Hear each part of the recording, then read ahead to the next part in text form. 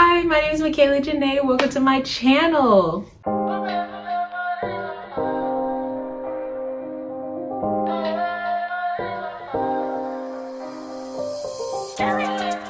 As I mentioned before in some of my other videos, I am a graduate from the University of Alabama.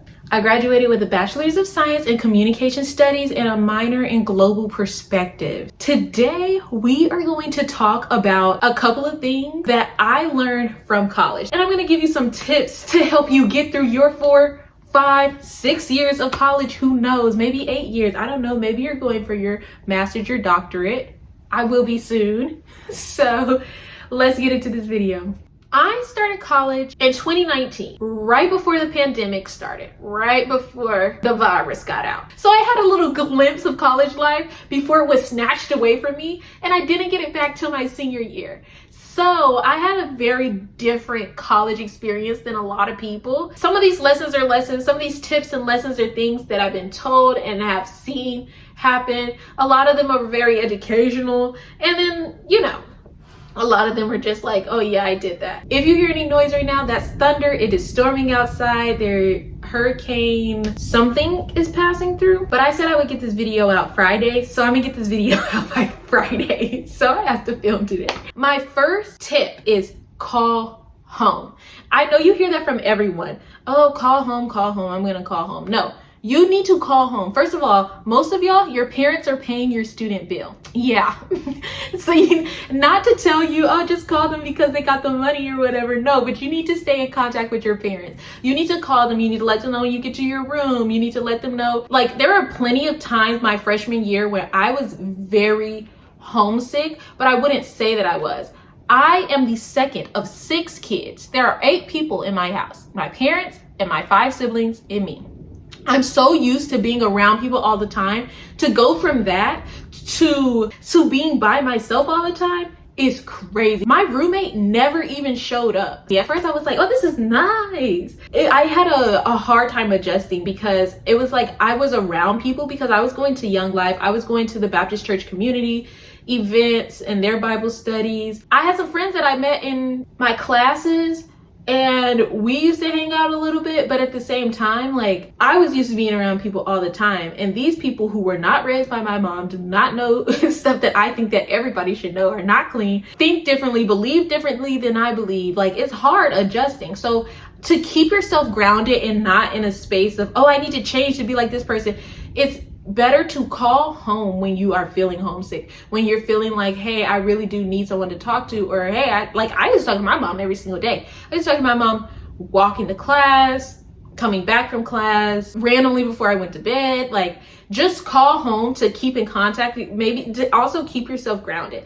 Next, don't be in a rush to call people your friend. Why do I say this? Michaela, why are you telling me not to be in a rush to call people my friend? I met them, they're nice, they're cool, we vibe. No, oh my goodness, I sometimes am a little naive. I can admit that. I sometimes am, and I don't want to say naive, but too trusting of people. Too many times have I immediately been like, oh, that's my friend. There's this one girl who seemed nice, but she was kind of rude. Everyone else around me was telling me she was rude. I'm not saying don't give people the benefit of the doubt, but if you see how they treat others, if you see how they act, if there's anything in, like, I feel like God gives us discernment, and sometimes you can see something in somebody and not really like it before you even know who they are. Everyone around you is telling you how this person is. I am not telling you to be rude to them, but I am telling you to be cautious of who you call your friend.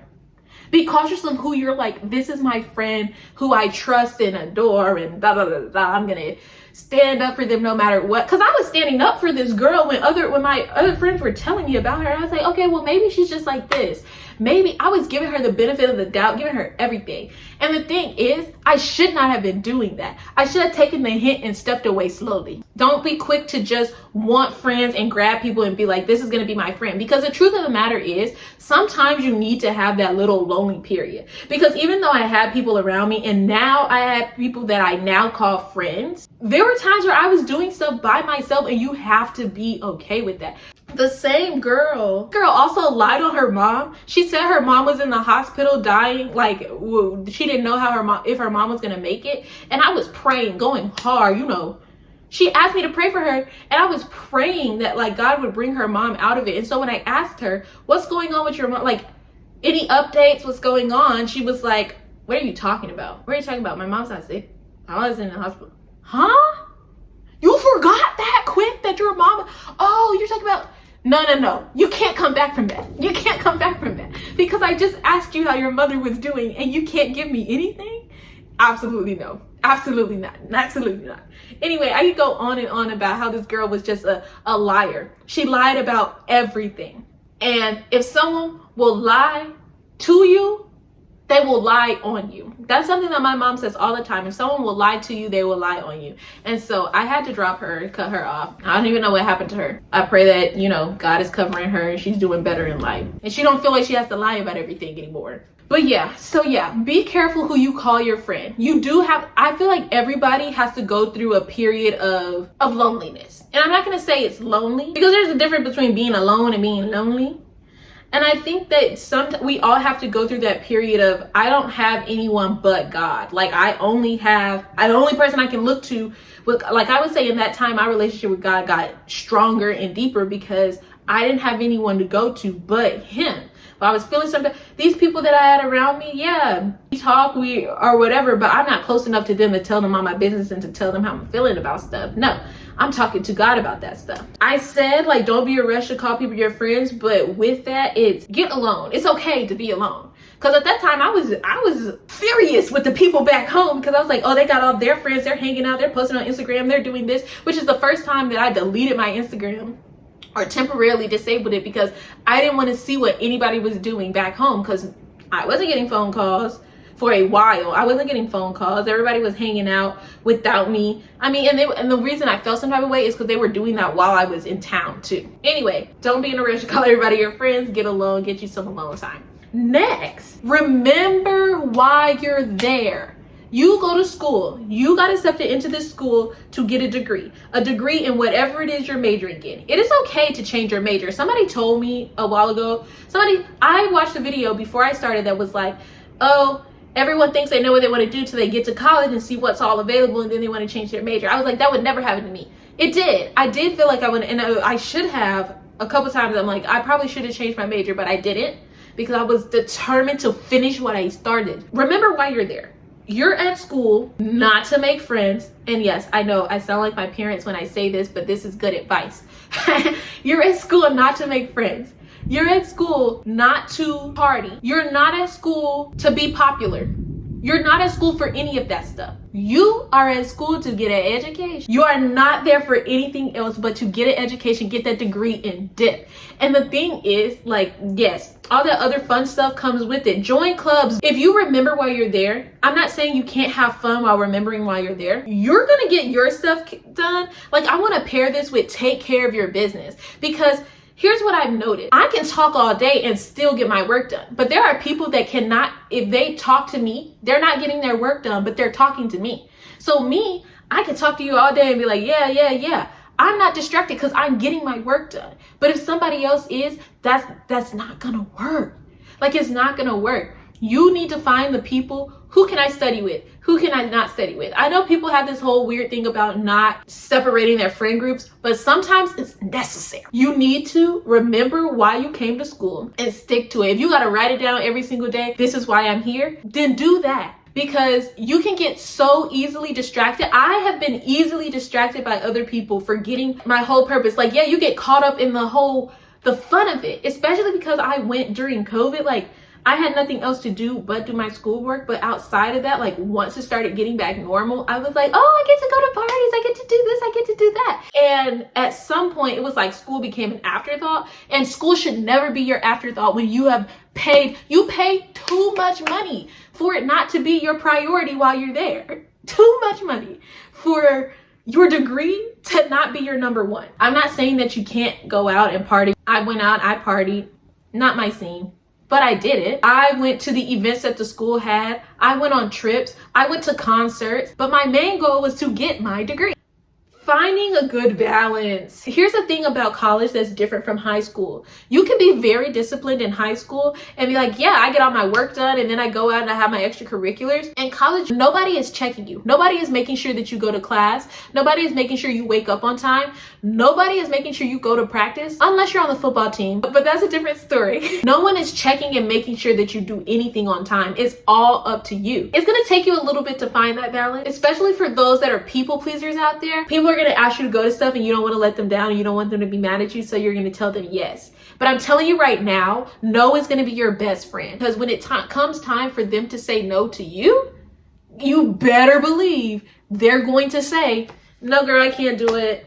I don't have it. I don't have the time. So no is gonna be your best friend. No. And you don't even have to explain yourself. I think so many times we feel the urge to explain why we're saying no. You don't have to. Next, make connections. You need to make you some friends. I'm not just talking about friends, I'm talking about connections. Your friends are going to be your best resources. I'm not telling you to use friends as resources, but I'm telling you that your friends are going to be your best resources. You're going to have information that your friends are going to need one day, and your friends are going to have information that you're going to need one day. You need to stay in contact with these people. You need to keep up these friendships. Now, if you have a falling out with somebody because they're a little bit crazy and cool beans, you don't ever have to talk to them again. But you do need to make connections. You need to meet with professors. You need to start getting recommendation letters. After your first semester, like after taking classes with professors, ask for a recommendation letter from that professor.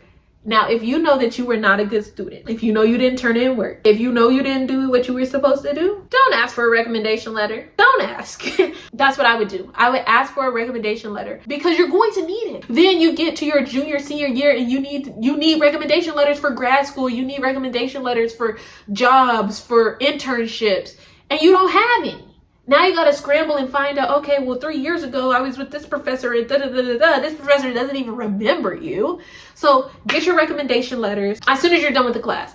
And you might think, oh, that's going to be so paining. I hate asking people for stuff. That's how I am a little bit. I hate asking for stuff. But the thing is, professors like writing recommendation letters for people that are good students. Get your recommendation letters, talk to your professors. They're going to be able to help you. Don't be afraid to contact them. Every time you meet someone, you should be adding them to your LinkedIn. Did I do that? No, but now I'm looking back and I'm like, man, why did I do that? Why didn't I add people to my LinkedIn? Instead of following them on Instagram, which is cool too, follow them on Instagram, follow them on LinkedIn. All right, let's connect on LinkedIn and keep up with your LinkedIn too. I have been in my LinkedIn for years and now this is where I'm looking for a job. Okay, this is my favorite bit of advice, my favorite lesson that I've ever learned. Email whoever is top in charge. What do I mean by that? Email not the dean, not the chair of the department, not your advisor, not your professor. Email the president of the school. I've had many situations where I had to email, didn't have to, but I did.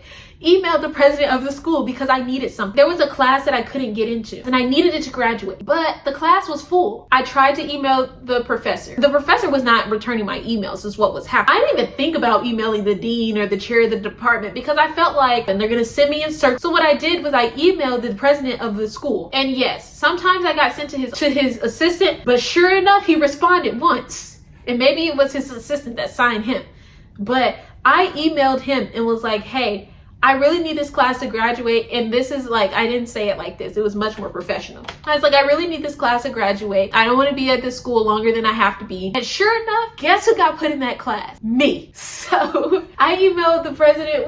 I emailed him because of a grade dispute that I had with the professor because I did the work and was not getting the grade. And so when I tell my friends, oh, just email the president about it, I emailed him about the financial office because they were sending me in circles. Basically what I'm saying is if you need something done, you go to the head. If you need to kill a snake, you chop the head. So you go to the head when you need to get things done. You can't just sit down and think it's gonna get done if I talk to this person. They're sending me in circles. I'm doing the right thing. No, break the chain of command because that's what I did. I know that might be hard for some because if I'm ever in a leadership position, I don't want someone to break the chain of command. But also, I'm not gonna be sending people in circles if I know the answer. I'm not going to be saying, oh, you need to talk to this person. You need to be talking to that person. Talk to this person. Talk to that person. No, if I know the answer, I'm going to tell it to you. But sometimes at schools, they can get in this little loop of sending you in circles. because they can, and it's not urgent to them, but it's urgent to you because you got to get it done. But they got their degree and all that stuff, so they don't care. They see the same stuff all day every day, so they become desensitized to your pleading for help. So you go to the president. He doesn't see issues like this every day. So now he's not desensitized to it, and he's like, okay, I want her to stop. Like, he might have me blocked. I want her to stop emailing me. I want her to stop contacting me. Like, okay, let me figure out what I can do to get this done. No, email the president, get it done. That's what I've always done. People, every time I tell people that, they look at me and they're like, you email Dr. Bell? Yes. And you don't? The truth is, I thought everybody did that. Apparently, I'm the only one in whoever thought about emailing the man to get stuff done. But I assure you that stuff got done. Anyway, next, be true to yourself. This is a hard lesson to learn because it's easy to get in a sense with a bunch of people, get in a space with a bunch of people and let them dictate who you are and how you are. And you may say, no, I'm true to myself. I'm gonna be me no matter what. Yeah, you're gonna be you no matter what. But when they start saying slick stuff like, why do you talk like that? You're such a goody two-shoes. You sound like you grew up in the suburbs. You are whitewashed. And never directly coming out and saying you're whitewashed, but saying other stuff that points at that. Granted, I've heard that my entire life. But when they say different stuff and it makes you kind of feel like, dang, like maybe I need to change a little bit. If you hang out with someone long enough, you start acting like, you start changing the way that you speak, you start changing your behaviors. But it's easy to do that because you're around them all the time. You start excusing stuff that you would never excuse before. When I first got to college, let me tell you something. I know a lot of people that call their friends out of their name. That works for y'all. It doesn't work for me. Very early on, one of my friends said, yes, B, and I was like, who are you talking to?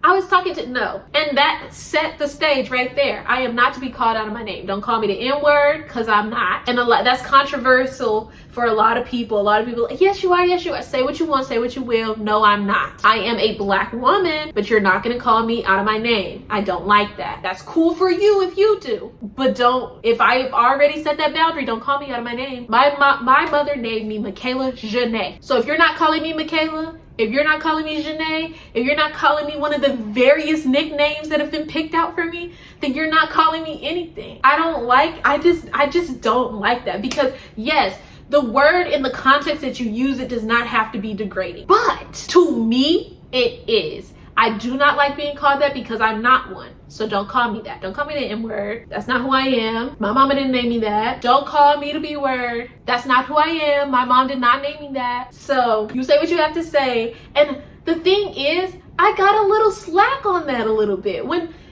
so people started saying it so much, I kind of just ignored it. But then I remembered and I was like, actually, no, don't call me that. Like, because that's not who I am. And people, you may even be thinking right now, like, she's so some type of way because this, that, and the third. No, I'm my type of way. Don't call me out my name. I don't like that. That's just like, if you change your name from Rebecca to Amy, you don't want me to call you Rebecca. Right? If I call you Rebecca still, I would be in the wrong. Or let's say your name is Rebecca and you don't like Rebecca. You don't like the name Rebecca, so you just go by Becca. If I choose to call you Rebecca still after you said that's not my name, call me Becca, I am in the wrong. So just like that, just like you want me to respect that, don't call me out of my name. Don't call me the B word. Don't call me the N word. Don't call me anything else that does not mean child of God. If you're not calling me my name or a child of God, then you're not calling me at all. Like, what is it? What is it? It's not that hard. That was a small little rant. But I'm saying all of that to say, be true to you. Don't change. If you don't like people calling you out of your name, say it. If you like reading and knitting and crocheting and doing all of that stuff, read, knit, crochet. If you don't like partying, you don't have to be one of the people that goes out to the party. You don't have to do the stuff you don't like to do. It's not that hard to say no. Actually, it's really hard to say no, but you need to say it. You need to address it. It needs to be known. I don't like this, so we're not. You have to stay true to yourself. Like, I speak proper. I've spoke properly my entire life. My mom has taught me how to speak. I speak proper. So cutting off my words and saying things that don't make sense to me is an issue. I don't cut off my words. I can't. I truly cannot. I mean, and sometimes when I do it, I sound a hot mess.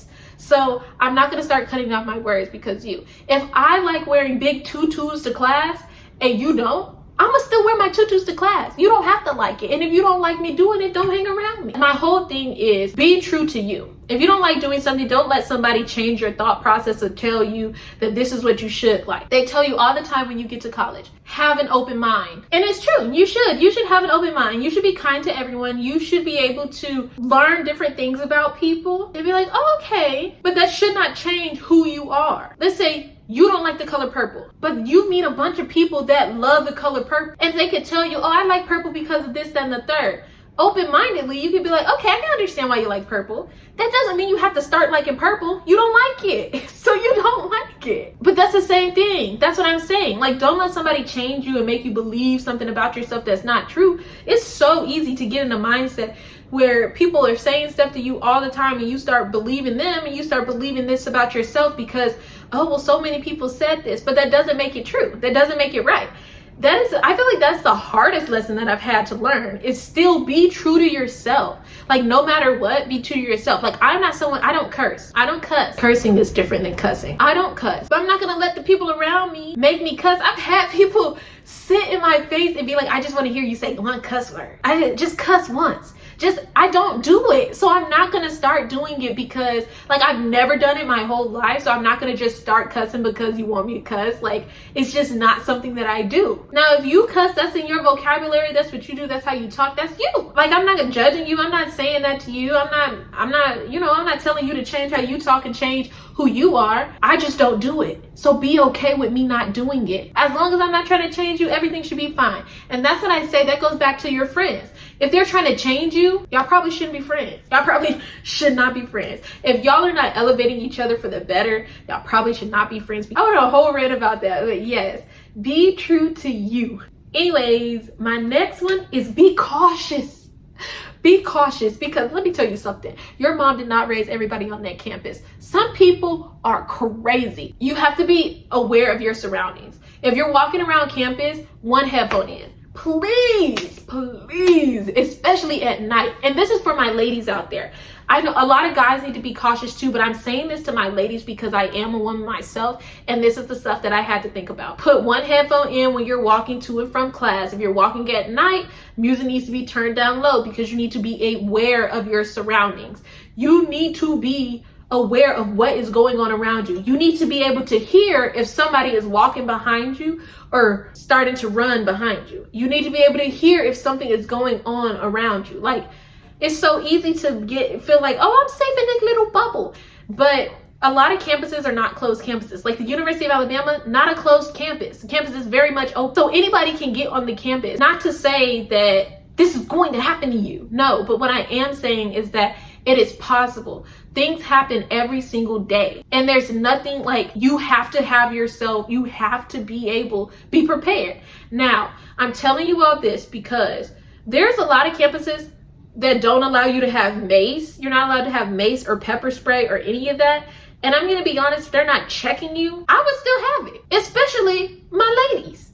You need to have you some mace. You need to have you one of those little, I'll put a picture of it up here, but a little keychain thing. You need to have you something. And this is a funny story. I was walking to class, right? But I had an 8 a.m. class. I usually take the shortcut between the back of the sorority houses and the parking garage. Because it's morning, the sun is out. You know, at night, I would never walk that path, but it was morning time. I was walking by myself. I was walking pretty fast. Then I heard someone walking behind me, and I looked back and there's this guy walking. So I suddenly tense up and I'm like, okay, if he tries something, I pull my mace out of my pocket. My mace, it was like on my keys. Pull my mace out of my pocket.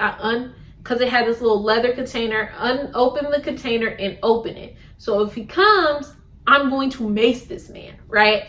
So I'm walking, minding my business, right? I'm walking and but he starts speeding up. I can hear him walking faster.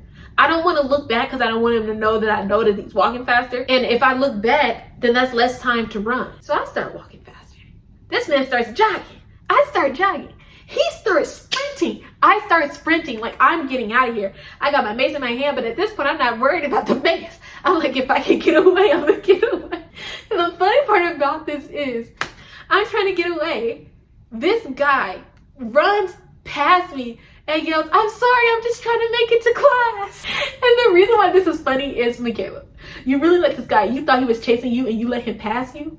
He would have caught up to you. I just stopped in my tracks and I start laughing because it was funny. But when I say be cautious, I mean be cautious, be aware. I was very aware that this guy was following me. I should have had better, like, if it had gone any other way, the man would have been maced in the face for no reason at all. And I think it went the way that it did because he wasn't trying anything, but I was about to mace him in the face because I was scared. I just think we all need to be aware of our surroundings. If you're going somewhere, walk with somebody else. I get it. Sometimes you do want your little midnight walk by yourself. And to that, it's sad that you can't do that, but you need to be walking with someone else. My sister was on campus. Me and my friend would walk her to her dorm before we walk, and we lived on opposite sides of campus. We would walk her to her room before going back to ours. If she didn't have anyone to walk with, we were gonna make sure she got back to her room. Text people, let them know, hey, I made it. Might I add Life 360? I mean, you may not want people to have your location like that, but you can share your location with somebody. Life 360 will let them know if your phone is dying. Also, Apple, if you don't want to get Life 360, you don't want to share your location, Apple has this thing on the phone now where you can, it's called check-in. You can send a check-in to a person and be like, hey, I made it home. But you have to be on your stuff. Like, you have to be on it about that. You have to be aware of your surroundings. Not everybody is respectable. Not everybody is a nice person. So you have to be aware.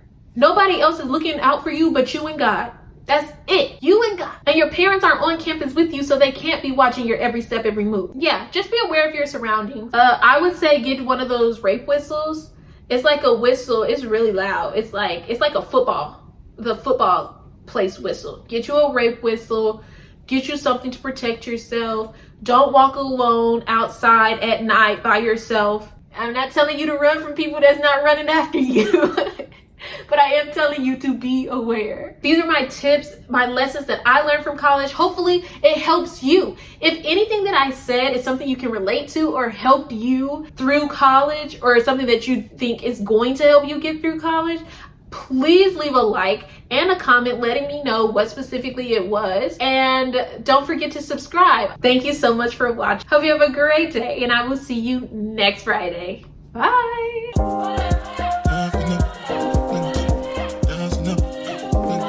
People that go out every single day of the week. Yes, they can find a time. Margarita Monday, Taco Tuesday or Tequila Tuesday, Wine Wednesday. Thursday is just a party day in Tuscaloosa. Friday is Friday. It's the end of the week. It's a party day. Saturday, party day, football game, all of that stuff. Sunday, you rest, you relax.